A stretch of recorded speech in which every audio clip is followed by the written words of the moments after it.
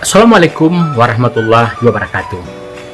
Para mahasiswa yang berbahagia dan cendekia, berjumpa kembali dengan saya, Profesor Dr. Ermanto SPD MHUM dalam mata kuliah Dialektologi.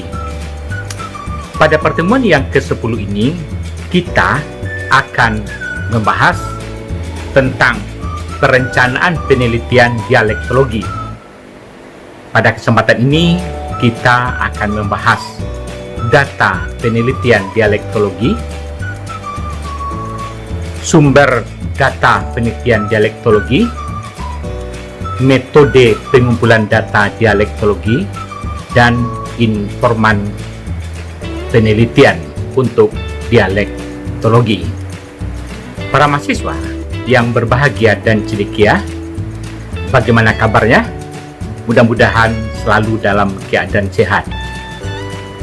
Dan Anda selalulah jaga kesehatan, karena hidup hanya sekali, dan untuk itu hidup mesti bermakna. Para mahasiswa yang berbahagia dan cendekia,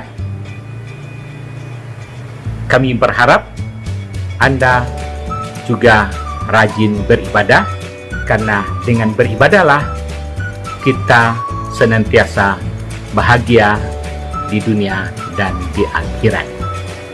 Untuk berikutnya, ikutilah uraian materi untuk pertemuan yang ke-10 dalam mata kuliah dialektologi berikut ini.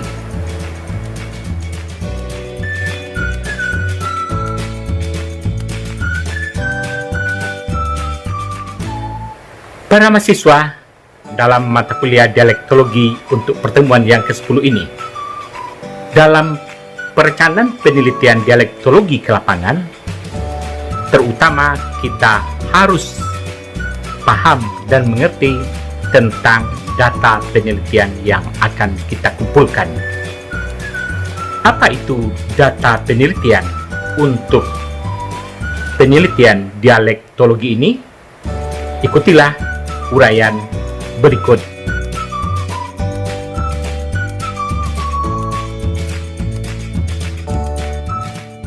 Para mahasiswa yang berbahagia, apa itu data penelitian dialektologi? Secara konsep, data adalah unsur utama dalam penelitian. Data merupakan bahan dasar untuk dianalisis. Berkaitan dengan pemahaman kita dengan data penelitian, maka kita harus memahami karakteristik penelitian dialektologi. Apa tujuan penelitian dialektologi tersebut?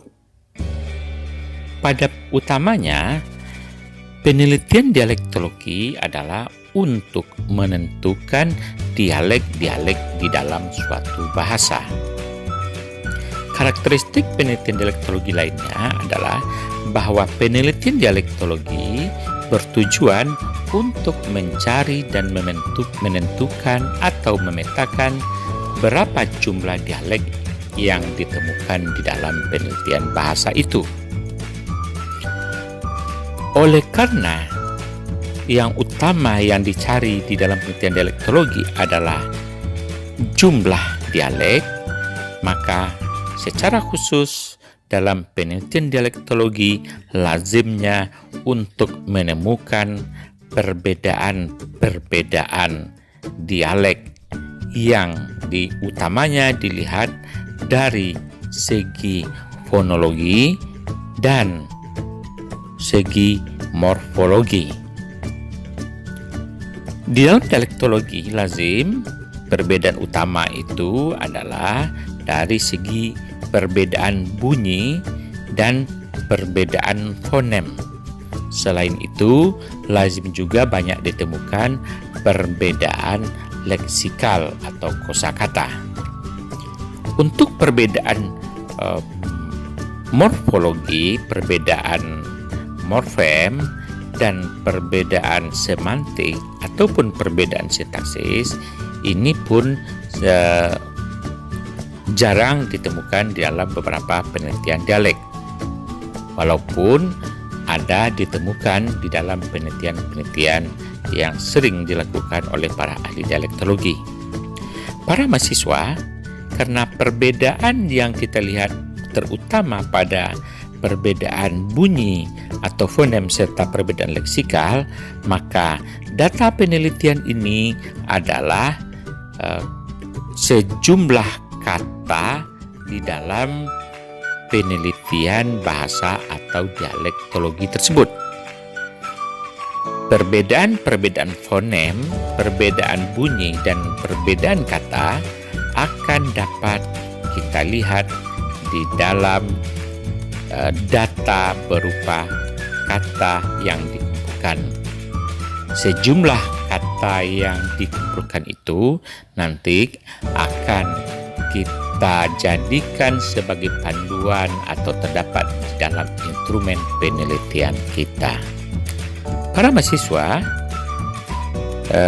yang harus kita pahami adalah bahwa sejumlah kata tadi dijadikan atau dikumpulkan sebagai bahan untuk menemukan perbedaan dialek di dalam suatu bahasa. Demikian pemahaman kita untuk data penelitian dialektologi.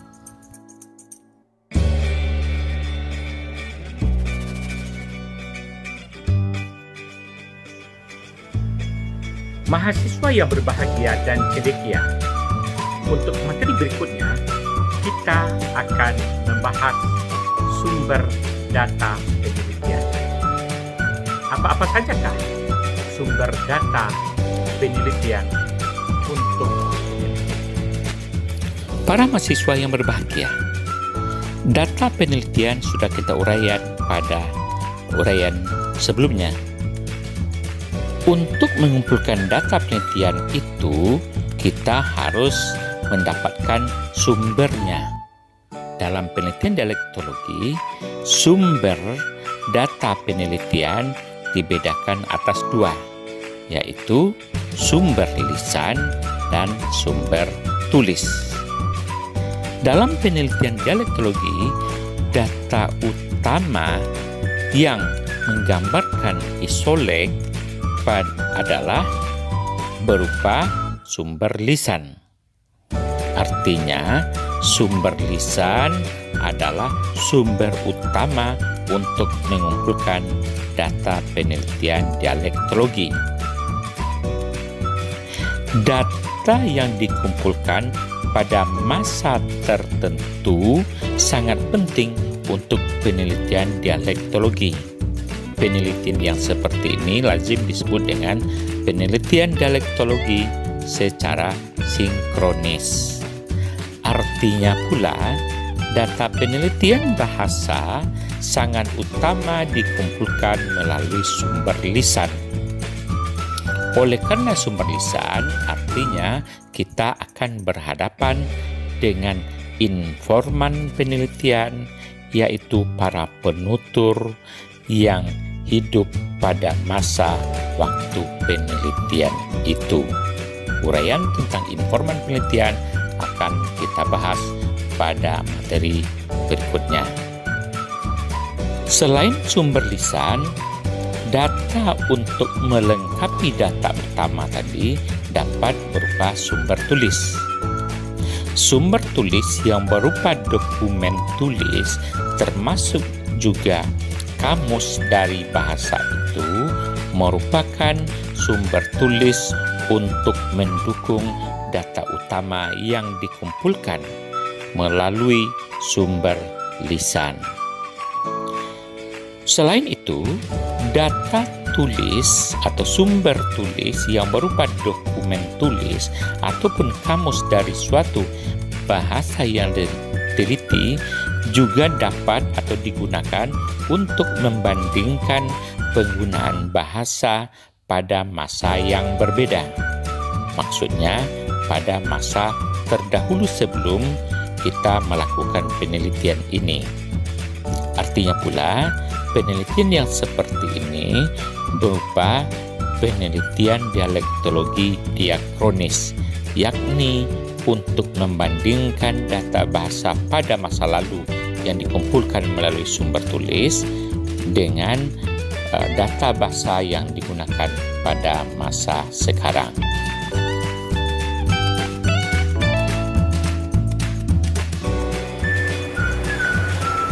Para mahasiswa yang berbahagia dan cendekia, setelah kita paham tentang data penelitian dialektologi dan bisa menentukan sumber data penelitian dialektologi, bagaimanakah kita mengumpulkan data-data tersebut? Untuk memahami hal itu, kita perlu tahu dan mengenal tentang metode dan teknik pengumpulan data dalam penelitian dialektologi. Para mahasiswa, bagaimana cara mengumpulkan data penelitian dialektologi? Dalam ilmu penelitian bahasa, ada dua metode pengumpulan data, yakni metode simak dan metode cakap. Metode simak sesungguhnya merupakan istilah yang digunakan Sudaryanto yang hampir mirip dengan metode observasi. Metode simak adalah hampir sama konsepnya dengan metode observasi karena bahasa yang dikumpulkan dilakukan dengan melihat atau mendengar bahasa tersebut. Di dalam bahasa, lazim dilakukan penyimakan, tetapi di dalam perilaku-perilaku sosial, lazim kita menyebutnya dengan metode observasi. Metode simak dapat dijelaskan adalah metode menyimak penggunaan bahasa. Metode ini dilanjutkan dengan teknik lanjutannya, yakni teknik sadap, yaitu melakukan penyadapan penggunaan bahasa oleh para penutur. Beriringan dengan metode teknik sadap tersebut juga digunakan beriringan dengan teknik rekam. Dalam teknik rekam, kita menggunakan alat atau media perekaman. Selanjutnya, setelah data dikumpulkan di dalam rekaman, kita akan melanjutkannya dengan teknik catat. Dalam penelitian bahasa, lazim kita sebut dengan transkripsi data. Para mahasiswa, metode simak kita gunakan untuk mengumpulkan data yang lazim digunakan oleh para penutur tanpa kita menyuruh atau memerintahkan mereka menggunakan bahasa. Misalnya, ketika kita melihat orang bertutur di pasar, di kedai, ataupun di dalam ceramah-ceramah, untuk peristiwa tutur yang seperti ini, kita menggunakan metode simak. Para mahasiswa, untuk berikutnya adalah metode cakap. Metode cakap ini juga digunakan oleh Sudaryanto yang sering kita sebut dengan metode wawancara. Metode wawancara ini kita gunakan untuk menghemat waktu dan untuk memancing atau untuk menyuruh para penutur menggunakan bahasa seperti yang diinginkan oleh peneliti. Untuk menggali data itu, peneliti sering menggunakan metode cakap. Dalam hal ini, metode cakap dianggap lebih praktis dan lebih menghemat waktu penelitian di lapangan. Untuk menggunakan metode cakap ini, kita lanjutkan dengan menggunakan teknik pancing. Teknik pancing artinya adalah untuk memerintahkan penutur bahasa itu menggunakan bahasa. dalam penelitian dialektologi atau dalam penelitian linguistik, teknik pancing ini kita gunakan dengan pertanyaan-pertanyaan tentang kosakata yang digunakan dalam bahasa itu. Dalam penggunaan teknik pancing, kita menggunakan pedoman wawancara yang berisi sejumlah pertanyaan. Dalam penelitian dialektologi, kita menggunakan glos kosakata. Glos kosakata ini kita tanyakan kepada penutur bahasa yang kita tunjuk sebagai informan penelitian. Ketika melakukan wawancara dengan menggunakan teknik pancing ini, kita melakukan teknik rekam dengan menggunakan alat atau media perekaman. Setelah data terkumpul di dalam media perekam kita, selanjutnya digunakan teknik catat. Dalam hal ini, kita sering menyebutnya dengan transkripsi data.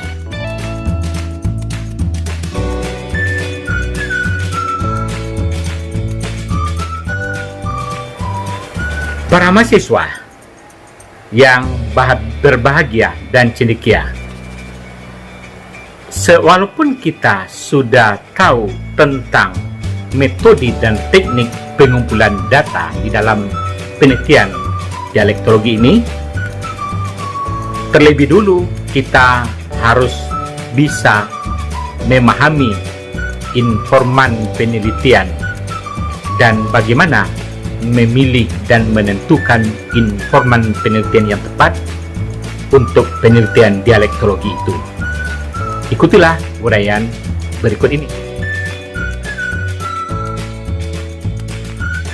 Para mahasiswa, berikutnya kita akan membahas tentang syarat-syarat informan yang ideal untuk dijadikan informan dalam penelitian dialektologi.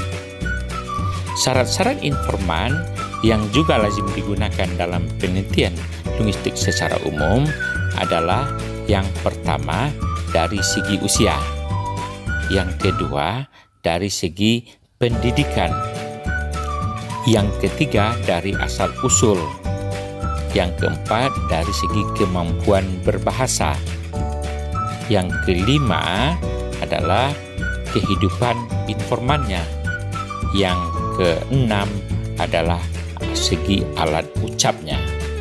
Para mahasiswa, keenam syarat informan yang ideal itu akan diuraikan berikut ini. Yang pertama, informan yang ideal itu adalah dari segi umur. Umur informan utamanya adalah antara 40 sampai 60 tahun. Pada umur ini, penutur dianggap sudah matang dan menguasai bahasa atau dialeknya secara baik. Para mahasiswa, berikutnya syarat informan yang ideal yang kedua adalah dari segi pendidikan. Pendidikan informan yang baik adalah relatif rendah, tetapi tetap berpendidikan. Maksudnya, pendidikan yang sudah tinggi adalah akan mempengaruhi penggunaan bahasanya. Artinya pula, bahasanya sering sudah terpengaruh oleh bahasa yang kedua. Orang berpendidikan maksudnya harus relatif rendah. Artinya pula, kita mesti memperhatikan orang yang berpendidikan, terutama sekolah dasar atau SD. Jika tidak berpendidikan, diragukan nanti tidak bisa menggunakan bahasa Indonesia atau bahasa lain selain dari bahasa yang diteliti. Untuk syarat yang ketiga, informan harus berasal dari daerah yang diteliti. Karena orang penduduk aslilah yang menguasai bahasa atau dialeknya secara baik. Oleh karena itu, informan yang baik itu atau yang ideal tersebut adalah penutur yang berasal dari daerah penelitian tersebut. Informan yang ideal yang keempat adalah informan yang memiliki kemampuan berbahasa dan menguasai bahasanya secara baik. Persyaratan yang kelima adalah informan tersebut harus hidup dan dibesarkan di daerah penelitian tersebut. Artinya pula, informan adalah penutur yang jarang meninggalkan daerahnya.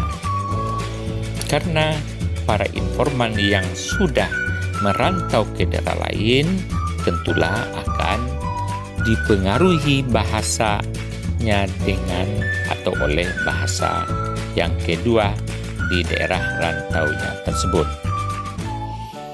Informan yang ideal yang keenam adalah informan yang dicari dari penutur bahasa tersebut yang lengkap alat ucapnya. Pada umumnya, penutur yang lebih dari 60 tahun biasanya relatif alat ucapnya itu tidak lengkap. Namun demikian, penutur atau informan yang muda juga dimungkinkan tidak memiliki alat ucap yang lengkap. Dengan demikian, informan yang baik dari syarat yang keenam ini adalah penutur yang alat ucapnya relatif lengkap. Para mahasiswa yang berbahagia dan cendekia, berikutnya kita akan membicarakan 8 tipe informan yang tidak ideal.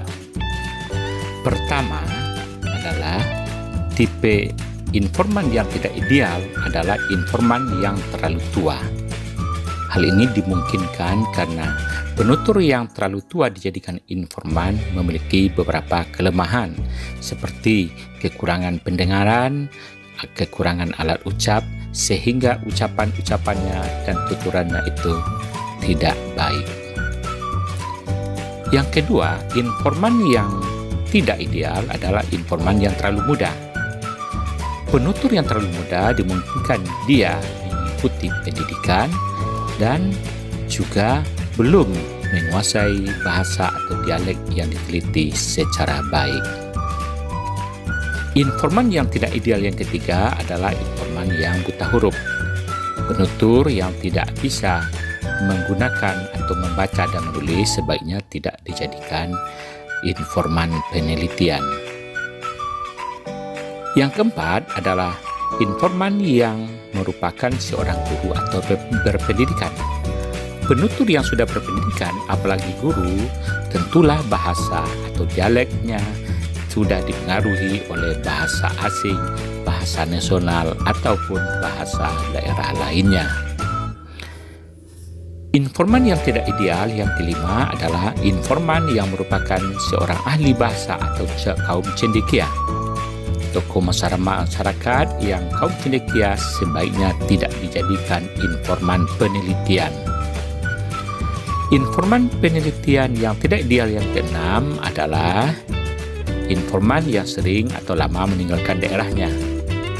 Penutur yang sering bepergian tentulah apalagi lama meninggalkan daerahnya, tentulah akan dipengaruhi bahasanya oleh bahasa nasional atau bahasa asing lainnya. Informan yang tidak ideal yang ketujuh adalah informan yang orang tuanya bukan pribumi.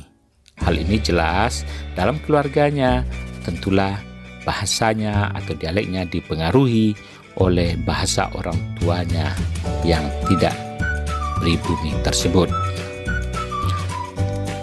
Informan yang tidak ideal yang kedelapan adalah informan yang merupakan orang kecil atau orang-orang yang terpinggirkan yang sulit berinteraksi dengan para pendatang. Dengan demikian, penutur yang seperti ini nanti akan menjadi permasalahan ketika berkomunikasi dengan peneliti sebagai pendatang. Para mahasiswa yang berbahagia dan cendekia, demikianlah uraian materi kita untuk pertemuan yang ke-10 ini. Sampai berjumpa kembali pada pertemuan yang ke-11 masih di dalam topik perencanaan penelitian dialektologi, khususnya tentang penentuan daerah penelitian dan instrumen penelitian dalam penelitian dialektologi. Para mahasiswa, jagalah kesehatan, karena hidup hanya sekali dan harus bermakna. Kami pesankan, rajinlah beribadah, karena dengan beribadah adalah untuk menggapai kebahagiaan di dunia dan kebahagiaan di akhirat. Sampai berjumpa kembali dengan saya, Profesor Dr. Hermanto SPD MHUM, pada pertemuan ke-11 dalam mata kuliah dialektologi. Demikian saja, mohon maaf. Assalamualaikum warahmatullahi wabarakatuh. Sampai berjumpa kembali.